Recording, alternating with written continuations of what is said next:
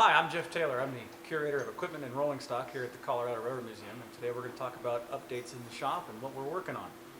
On Rio Grande Southern Galloping Goose number 7, we are doing some hood repairs. We also built brand new flanger blades for the front of the pilot that whip the snow out of the way and off the track. On Denver and Rio Grande Western C19 number 346, we're in the midst of her annual inspection and boiler recertification, getting her ready for Bunny Express at the end of the month. On Denver and Rio Grande Western Caboose 0578, we're doing roof repairs and prepping it for some more wood repairs as well as a new paint job.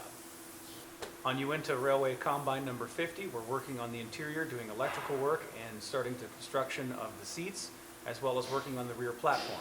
Finally, in this update, BNSF has been removing semaphore signals from southern Colorado, and they generously donated a Union Switch and Signal Company T2 semaphore.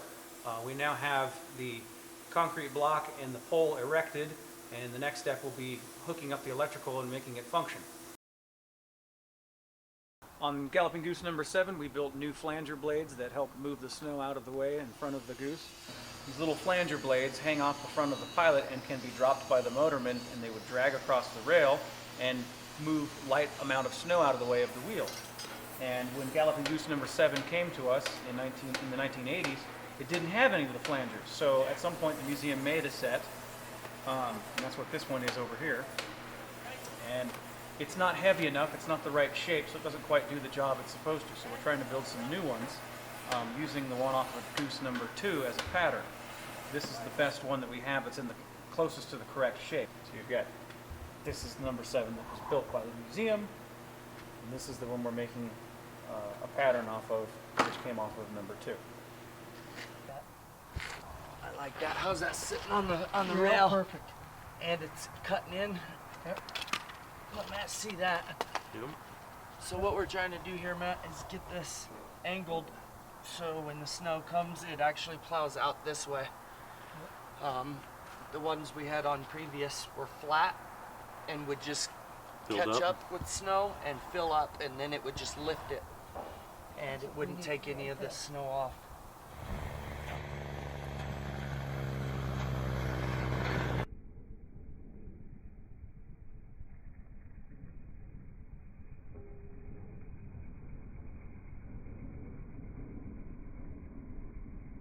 We're also doing hood repairs, including finally adding some hood welt, which gives it a soft material for the hood to sit on, as well as doing some old crack repairs on the hood itself.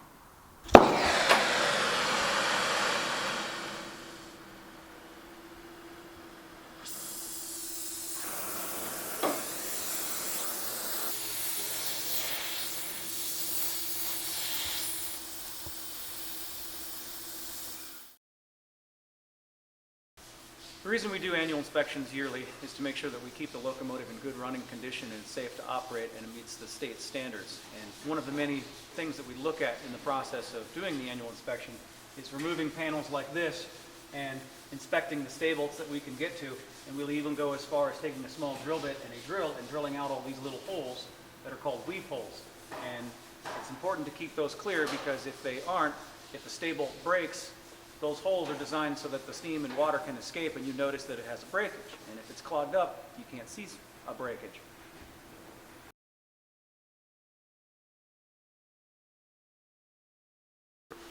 Here on Denver and Rio Grande Caboose 0578, we're working on prepping her for a paint job, and in that process we discovered that we needed a new roof on the cupola, so we're replacing that with new material.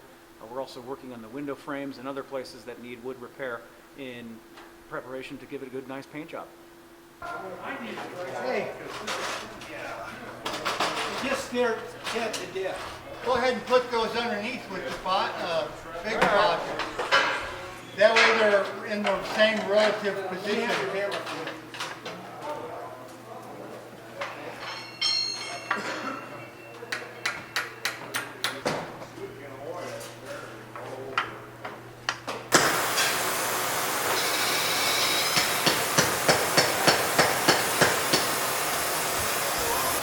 If I could get to the other side.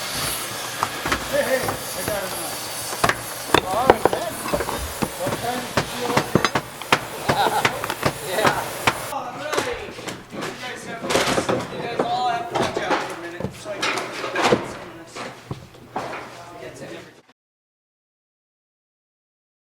WN to 50 combine.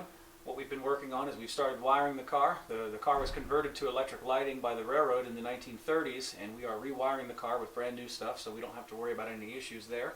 We've been working on the back platform. It now has steps as well as mounted to the car, as well as a rear platform decking put on. Interior of the car, besides the electrical, we've been working on seats. We had the one original seat side scanned, 3D scanned, and we had a company down the street, a local company, build the seat sides for us. The next step we have to do is building the structure that attaches the seats to the car, as well as working on building framing such as this one down here for our seat cushions.